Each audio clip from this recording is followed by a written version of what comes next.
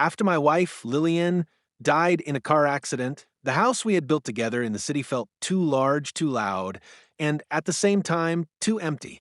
Every creaking stair at midnight, every untouched mug in the cupboard, every blanket folded exactly how she used to do it reminded me she was gone. My daughter, Ellie, only 14 then, had retreated into a shell so deep that even sunlight seemed to bounce off her. Her laughter, once effortless and musical, had disappeared entirely. She didn't cry in front of me, she never did, but I'd find tissues stuffed in her backpack and hear muffled sobs behind her closed bedroom door. I was a federal prosecutor trained to recognize lies and evasions, but I couldn't confront my own daughter's grief, and worse, my own. So I did what I thought was best. I ran. Not from Ellie, but from the world that reminded us of everything we'd lost. We moved 3 hours south to a gated community called Willow Ridge in the outer suburbs of Virginia. From the outside, Willow Ridge was the embodiment of a fresh start. Uniformity, safety, and peace. Each house was a near carbon copy of the next, symmetrical flower beds, polished mailboxes, and hedges trimmed like topiary sculptures. There were community barbecues, school supply drives, dog walking clubs, and a neighborhood watch that made the CIA look passive. A neatly dressed woman handed me a welcome packet the day we moved in. 30 pages of HOA rules, bylaws, lawn ordinances, acceptable paint shades, and mailbox height regulations. She smiled a little too brightly and told me how enforcement keeps us civilized. At the time, I didn't think much of it. I chalked it up to suburbia being obsessed with order. After all, wasn't that what I wanted? Order? Control? A place where Ellie and I could quietly rebuild ourselves, brick by emotional brick? The first few weeks went by in a blur. I focused on setting up our new home. Ellie's room painted sage green like she wanted. I found a local school that offered trauma counseling and small class sizes. I even hired a part-time grief therapist to visit the house once a week. Ellie still wore her hoodie up and headphones in, but I saw small glimpses of warmth return to her, especially when she walked to the nearby park.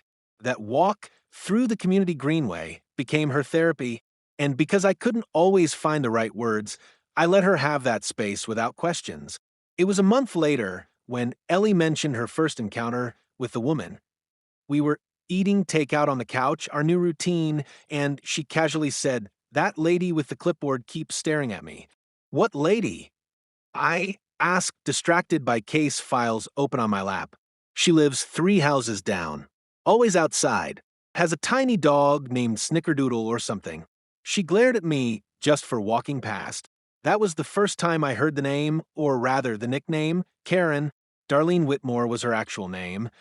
But Ellie had immediately given her the alias the internet had reserved for every intrusive, entitled, overbearing woman with a superiority complex. It wasn't long before I met her myself.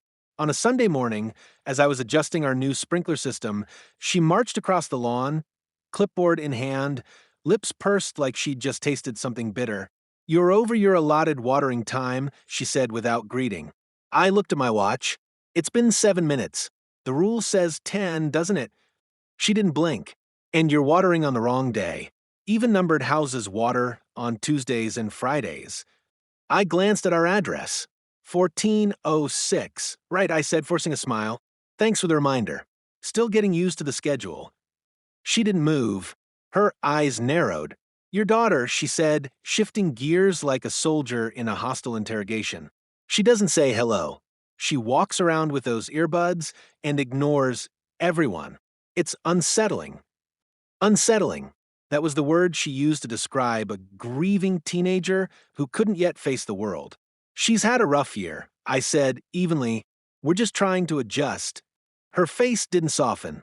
Instead, she wrote something on her clipboard and walked away without another word. That was when I knew Willow Ridge wasn't just a neighborhood, it was a fiefdom, and Darlene was its self-declared monarch. Over the next few weeks, her presence became more intrusive. Ellie would come home tense, sometimes close to tears. "She watches me," she whispered one day. "She literally stands at the corner and watches me walk past. I don't even make eye contact anymore." I reassured her that it was just a nosy neighbor told her to ignore it, but something about the look in her eyes told me that wasn't enough. Still, I didn't want to make trouble. After all, we were new. We had just escaped chaos. Why stir up more? But it escalated. HOA notices began arriving at our door. Grass is 1.5 inches too high. Trash bin left out 10 minutes past collection. Improper Halloween decor placement. Minor things, but always exaggerated. Darlene's name was on each one, written in a tight, almost angry script. She left them taped to our door, like eviction notices. I try to laugh it off. I told Ellie this is just how some people find meaning, policing bushes and pumpkins because they can't control anything else in life. But I underestimated the depth of her obsession. One afternoon, Ellie came home visibly shaking. She dropped her backpack and kicked off her shoes, then stood still, arms crossed over her chest. She touched me, she said, voice flat. What? Darlene. I was walking to the park. Music was on. I guess I didn't hear her. She stepped in front of me, grabbed my arm, and pulled my earbud out. I stood up, so fast the coffee table rattled. She what? She said I was being rude. That girls like me shouldn't ignore adults. That night, I walked over to her house. It wasn't rage that drove me, not yet, but a calm, prosecutorial control.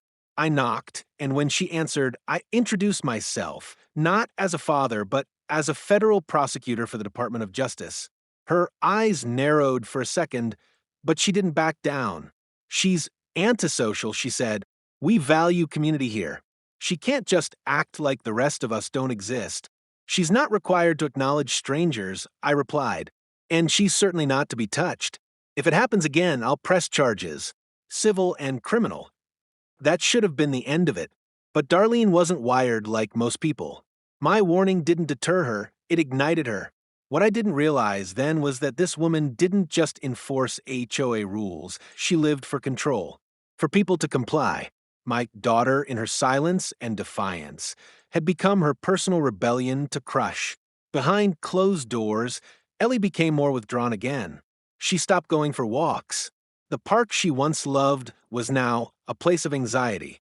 Even her therapist noticed the shift.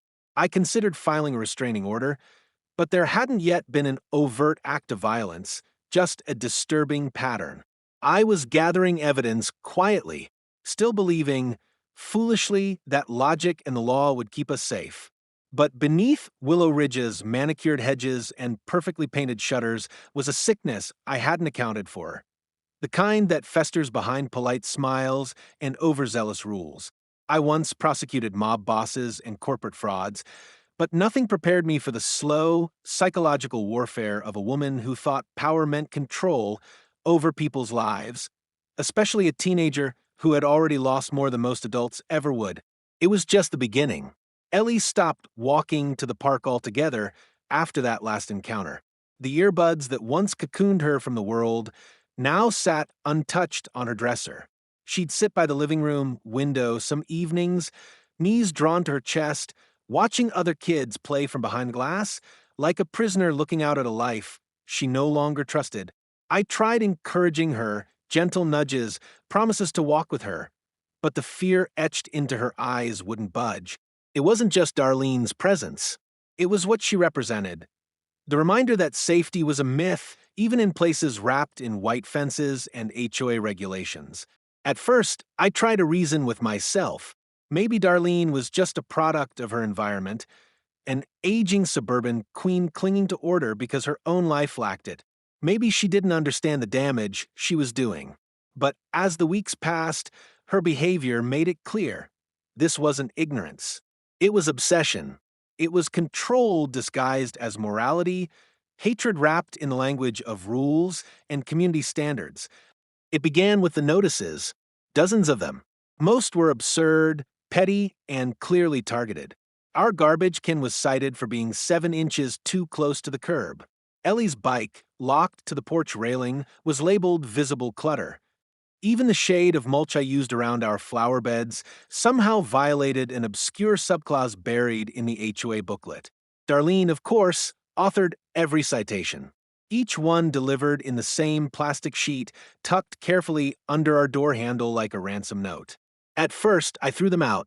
Then I began saving them, organizing them in a file folder in my study alongside digital photos of our property taken before each notice.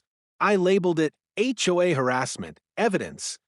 My federal prosecutor instincts had kicked in. I wasn't just a father anymore. I was a man documenting a slow-burning hate crime, building a case, one printed threat at a time. But the paper wasn't the worst of it. One night, I returned from a court hearing late, maybe 9:45 p.m., and found Ellie curled on the couch, pale and trembling. She had gotten up the courage to go out and check the mailbox just before sunset. When she reached the end of the driveway, Darlene was waiting there, not passing by, not on a walk, but standing motionless on the corner facing her house. Ellie told me Darlene had smiled, cold and slow, and said, "You walk with your head down now. That's better." No threat, no curse, just enough venom in the words to chill a teenager to the bone. I was furious. I stormed down the street that night, straight to Darlene's front steps. I didn't knock this time. I rang the doorbell and waited. When she opened the door, she didn't look surprised to see me. "Mr. Callahan," she said with a sickening calm. "Back again." "Stay away from my daughter," I said. My voice was low, even not a shout, just an ice-cold line carved from my rage. "I haven't laid a hand on her," she said. "She's free to report anything she wishes. So are you." "Don't test me," I replied. "I build cases for a living. Keep harassing my family, and I'll make you the most high-profile federal prosecution your HOA has ever seen." Her smile widened like I'd just given her a compliment. "You know what your problem is, Mr. Callahan?" she said. "You think laws matter more than community values. You think you can raise a disrespectful, mute little girl and hide behind your job title. But not here. Not in Willow Ridge." For a moment, we just stood there, two adversaries at war over an invisible line. Then I turned and walked away. The next day, a complaint was filed with the HOA board, alleging that I had verbally threatened and intimidated a female resident. The board, of course, was stacked with Darlene's hand-picked loyalists, retirees with nothing better to do than enforce mailbox color codes and host Yard of the Month contests. They issued me a written warning. Not a formal action, just a courtesy notice. But I understood the message. Darlene was trying to flip the narrative, make me the aggressor. Ellie's therapist noticed the shift in her too. "She feels hunted," she told me during a quiet session. "Even when she's safe, she believes danger is just outside the door." That's not just grief anymore. That's trauma being reinforced daily. I felt helpless, a word I hadn't associated with myself in years. I'd taken down cartel leaders, exposed corrupt judges, defended federal witnesses from death threats. But here, in this picture-perfect suburb, a woman with a clipboard was dismantling my daughter's healing process brick by brick. And, legally, she was just clever enough to avoid arrest. No direct threats, no violence, just intimidation, shame, and psychological warfare, the kind that leaves no bruises but plenty of scars. But the tension was building. One morning, as I pulled out of the driveway to drop Ellie at school, we found our car tires slashed. Not punctured with a nail. Slashed deliberately. Clean, deep cuts in all four wheels. There were no cameras, no witnesses, just a neighborhood that knew how to look the other way. I filed a police report, but without proof, it was labeled as vandalism with no known suspect. I didn't need proof to know who had done it. That same day, Ellie found a letter in the mailbox. No envelope, just a single folded sheet of paper with jagged handwriting. "Silence doesn't make you invisible. Speak, or else." She gave it to me without a word. I held it for a long time, the blood in my veins turning cold.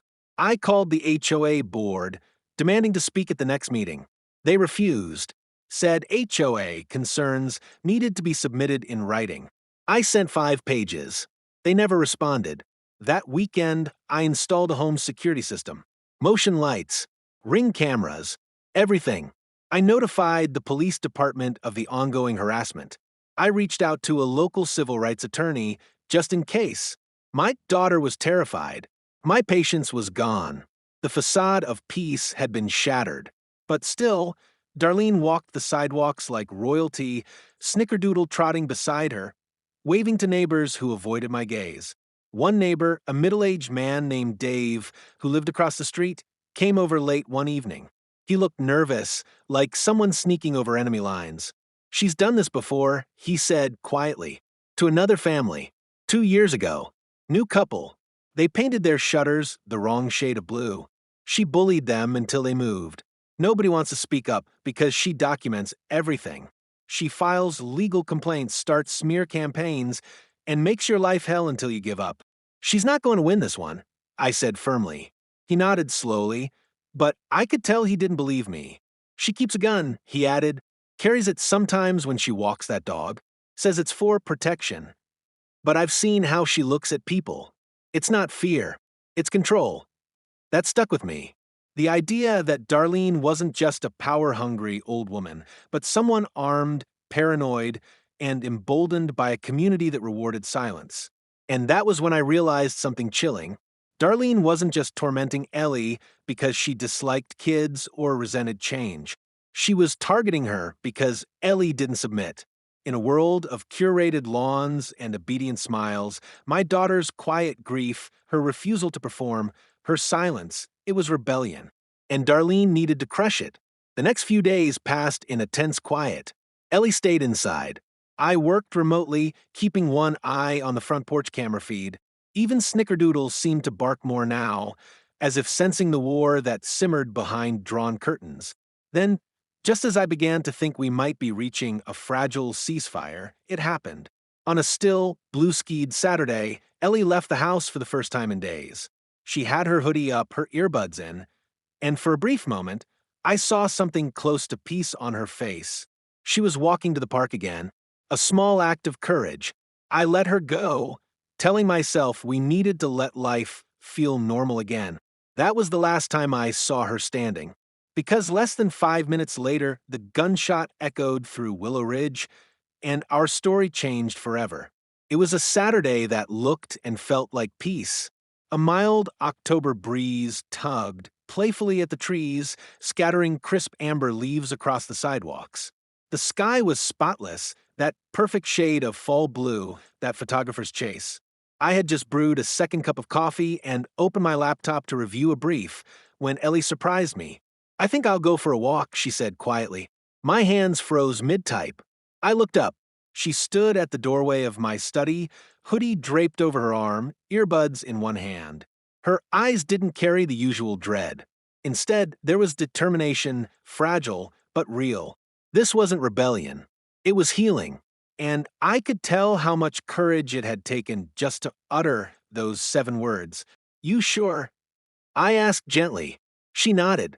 "Just to the park. Like before." I closed my laptop slowly. "All right," I said, trying to keep my voice light. "Just text me when you get there." She gave a small nod, pulled the hoodie over her head, and slipped in her earbuds. I watched from the living room window as she walked down the driveway and turned left toward the Greenway path. I remember thinking for the first time in weeks that maybe, just maybe, the worst was behind us. Then I heard it. A single sharp crack. Not a firecracker. Not a car backfiring. A gunshot. The sound didn't echo. It stabbed through the silence like a lightning bolt splitting a calm sky. I dropped my mug. It shattered across the floor, hot coffee splashing against my bare ankles. But I didn't feel it.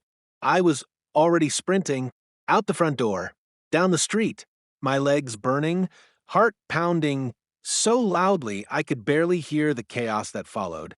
Screams, gasps, call 911, and then I saw her, Ellie, crumpled at the edge of the path that led into the park. Her legs twisted unnaturally beneath her, her hoodie soaked in red. She was crying, no, wailing, but not the kind of cry that comes from fear. It was pain, pure, unfiltered agony. Her earbuds were still in, one dangling off her shoulder, as if the music had tried to protect her from the sound of the world collapsing. I fell to my knees beside her, hands trembling as I tore my jacket off and pressed it against her thigh. Blood pulsed out faster than I could hold it in. "Stay with me, baby," I whispered. "I'm here. I've got you. You're okay." She clutched my arm with both hands, shaking uncontrollably. "She shot me," she sobbed. "Daddy, she shot me." And then I heard the voice I'd been dreading. She was acting erratic, Darlene said, standing a few feet away, gun still in hand, finger now safely off the trigger. Her voice was calm, too calm, like she'd rehearsed it. She ran toward me. I warned her to stop. I felt threatened. I turned, still pressing on Ellie's wound, and locked eyes with her. She was serene, not shaken, not breathless, serene, like someone who had wanted this moment. "You're insane," I whispered. She adjusted the cuffs of her pristine cardigan. "She's lucky I didn't aim higher. You need to teach your daughter some respect." I surged to my feet, fists clenched, but before I could take a step, two police cruisers screeched around the corner. Officers leapt out, guns drawn, voices shouting commands. Darlene calmly placed the gun on the ground, raised her hands, and began speaking as if she were the victim. She lunged. She wouldn't take her headphones out. I feared for my life. Witnesses began to gather. One woman, a young mother pushing a stroller, stepped forward. "She was just walking, officer," the woman said, shaking. "That girl didn't do anything. She didn't even look at her." "She shot her for no reason," someone else added. The officers hesitated. One handcuffed Darlene while another crouched beside Ellie and began applying pressure to her other leg. The paramedics arrived moments later and whisked her away into the ambulance. I wasn't allowed to ride with her, COVID protocol, so I followed in my car, lights off, heart barely functioning. The hospital was cold, white, sterile. I sat in a chair that felt like stone while Ellie was rushed into emergency surgery. 2 gunshot wounds. One in the left thigh, another just above the knee on the right. No major arteries hit, but deep tissue and muscle damage. The doctor's words were clinical, but I clung to one sentence like a life raft. "She's going to live." But something inside her had already died. When I finally saw her in recovery, her eyes were glassy. Her voice barely a whisper. I didn't even look at her. "I know," I said, brushing hair from her forehead. "I was just walking. I know. She hates me. She doesn't matter anymore." I didn't sleep that night. I called my office at 2 a.m. and invoked federal jurisdiction under hate crime statutes. I told them I wanted a full investigation. Not a courtesy, not a report, a case. By morning, the story had already hit local news. Teen girl shot by HOA president in suburban community dispute. They used a photo of Darlene from a garden club event, smiling, holding pruning shears, the kind of photo that screams, "This must be a misunderstanding." But the truth unraveled quickly. A neighbor's doorbell camera captured the whole thing. Ellie walking calmly, Darlene pulling the gun. No warning, no altercation, just cold entitlement and a twitch of the finger. We released the footage to the press, and the world exploded. The morning after Ellie's shooting, Willow Ridge looked like a crime scene stitched into a postcard. Yellow tape flapped in the soft wind, sectioning off the park path where my daughter's blood had soaked into the pavement. Neighbors stepped out of their polished homes in bathrobes and slippers, coffee mugs in hand, pretending not to stare. The silence in the community was loud, the kind that screams guilt. Darlene Whitmore's house sat still, blinds drawn like eyelids shut in shame. But inside, I knew she felt none. At the hospital, Ellie's recovery was painstaking. She couldn't move her legs for the first 48 hours. Muscle damage was extensive. The entry wound on her left thigh had narrowly missed her femoral artery. The doctors called her survival miraculous. I called it luck wrapped in horror. Through it all, she barely spoke. The same silence that Darlene had once found offensive now consumed Ellie. And I hated that the very thing Darlene claimed to fear, Ellie's quiet, independent spirit, had been turned into something broken. But I was not broken. In the hours after the shooting, my instincts as a prosecutor kicked into overdrive. I contacted the assistant U.S. attorney in our district and filed a motion for federal intervention under hate crime statutes. My office, though not typically involved in localized shootings, backed me completely once the footage surfaced. The video, pulled from a neighbor's smart doorbell camera, was damning. It showed everything. Ellie walking alone, hoodie up, earbuds in. No sudden movements. No threats. No confrontation. Just Darlene standing beside her rosebush hedge, lifting a silver revolver with both hands and firing twice. No hesitation. No warning. Just a power-drunk vigilante who saw silence as disrespect and decided to make an example of it. The moment that footage aired on local news, everything changed. National media picked it up within hours. Teen girl shot by HOA president in Virginia suburb. Then, girl walked. Woman shot. Then, white HOA president charged in hate crime against grieving black teen. The headlines varied, but the narrative remained. A neighborhood built on quiet bigotry had finally snapped. Darlene was arrested again, this time without the polite handcuffs and passive officers. This time, the FBI stood beside local police. And this time, the charges were bigger than vandalism or petty harassment. Attempted murder, aggravated assault with a deadly weapon, violation of federal hate crime laws, use of a firearm in the commission of a violent felony. When she stood before the magistrate judge at her arraignment, she wore the same cardigan from the day she shot Ellie, a symbol, maybe, or maybe just ignorance. Her attorney entered a not guilty plea on all counts, claimed temporary paranoia, cited neighborhood crime rates, and an overwhelming sense of fear for her personal safety, claimed she mistook Ellie's earbuds for a weapon. It was laughable if it weren't so evil. The community, once docile and compliant under her rule, began to split. Some neighbors took to social media to defend her, calling her misunderstood, a pillar of the HOA, a woman pushed too far by lawless youth.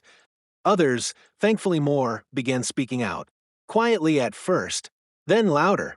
I received anonymous emails from residents detailing years of Darlene's bullying.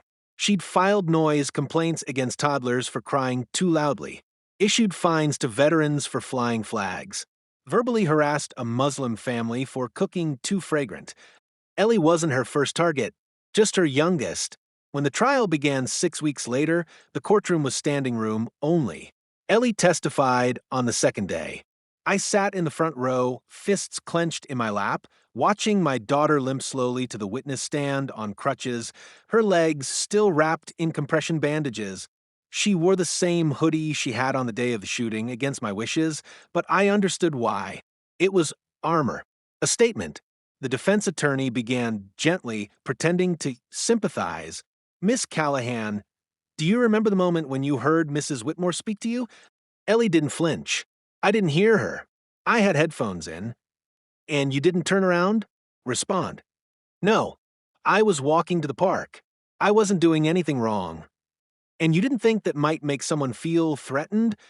Ellie blinked. Why would silence threaten anyone? That answer rippled through the room like a thunderclap. The attorney stammered. The jury scribbled. And Darlene's expression, the smug, steely confidence she had worn like a crown, began to crack. I testified next, not as a father, but as a federal witness. I laid out the entire timeline, the HOA notices, the harassment, the recorded statements, the targeted intimidation. I submitted the file folder I'd kept, hundreds of pages of documented escalation. My voice did not break. My eyes did not water. I needed the jury to see that this wasn't grief speaking, it was justice roaring. Then came the footage, played on a projector, frame by frame.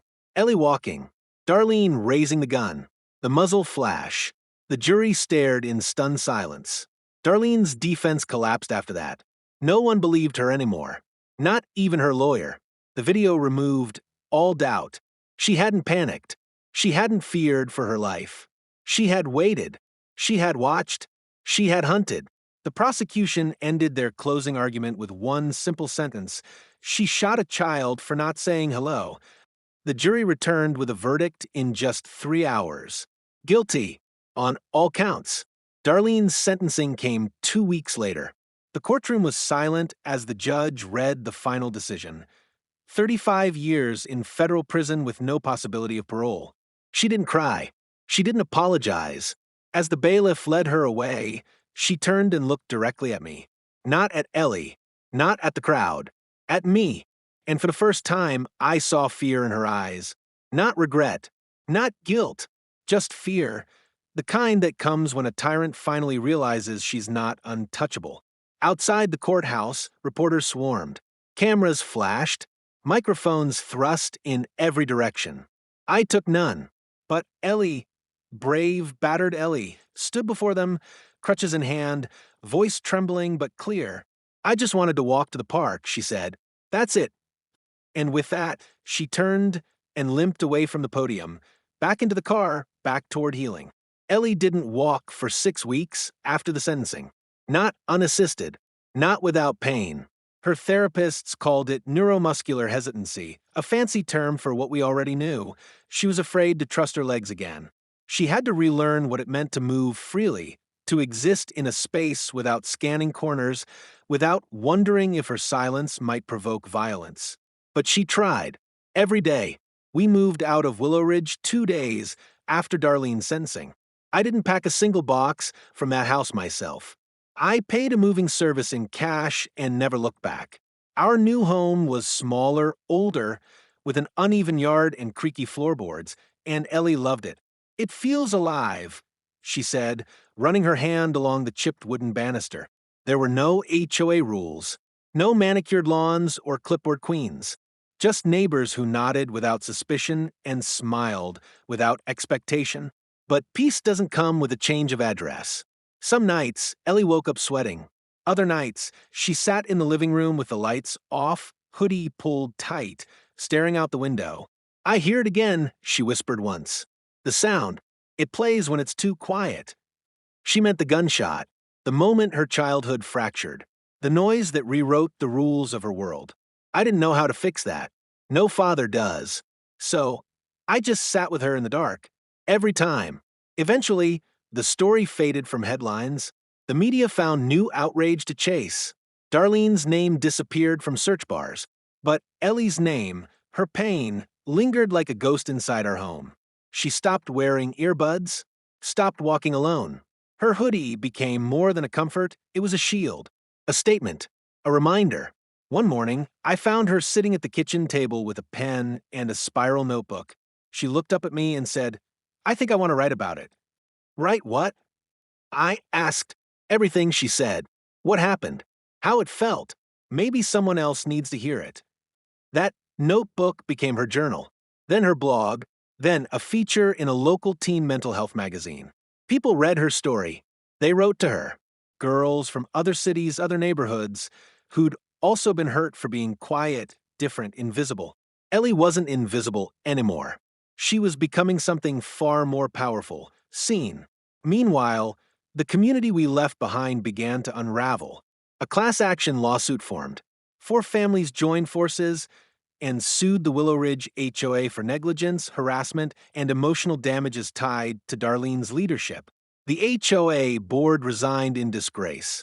The new committee disbanded several bylaws that had been used to target minorities and single-parent homes. The neighborhood still looked the same, prim hedges, matching shutters, but something had cracked beneath the surface. Control no longer passed for peace, and justice, real justice, had left its footprint. At Ellie's final physical therapy session, her doctor offered to write her a note to excuse her from gym for the school year. She looked up and said, No, I want to run again. I sat in the waiting room and watched through the glass as she took her first unassisted jog down the indoor track. It wasn't fast. It wasn't smooth. But it was free. And when she finished, sweat running down her face, she looked through the window and gave me a crooked thumbs up. I cried quietly. But this time, it wasn't from fear or grief. It was from awe. 6 months later, the Department of Justice honored Ellie with the Courage in Youth Resilience Award. The ceremony was quiet, closed to media per her request. But when they called her name, and she limped across the stage in heels she'd chosen herself, I knew that no court verdict could match the weight of that moment. She stood at the podium, took a shaky breath, and said, I wasn't loud. I didn't yell. I didn't fight. I just walked. And that was enough for someone to hate me. But silence isn't weakness. Sometimes it's the strongest thing you can carry. And I carried it until it almost killed me. But now, I'm louder than I've ever been. The room stood as one. Even the judge who'd sentenced Darlene wiped away a tear. After the ceremony, a man approached me outside the auditorium. He was older, a bit hunched, with kind eyes and a slow walk. He extended his hand and said, "I knew your wife, Lillian. We worked together years ago, legal aid in D.C. I was stunned. She was a force," he continued. "I just wanted to say she would be proud of both of you." That night, back home, Ellie sat beside me on the back porch, legs wrapped in a blanket, staring at the stars. "Do you think she saw it?" she asked softly. "Mom." She nodded. I think she never stopped watching. We sat there for a long time, under the vast silence of the sky, the kind of silence that didn't hurt anymore, the kind that healed. If this story moved you, if it made your heart race, your fists clench, or your eyes tear up, then don't forget to hit that like button, subscribe, and share this video with someone who needs to hear it. At the HOA Stories, we bring you true-to-life tales of injustice, resilience, and revenge from inside America's most gated and guarded communities. These stories are more than just drama, they're reflections of the silent battles many families fight every day. Subscribe now to never miss a story that will leave you speechless, angry, and inspired, all at once. Drop your thoughts in the comments. How would you have reacted if this happened to your daughter? And don't forget to turn on notifications so you're the first to hear the next unbelievable tale. This is the HOA Stories, where silence ends and justice begins.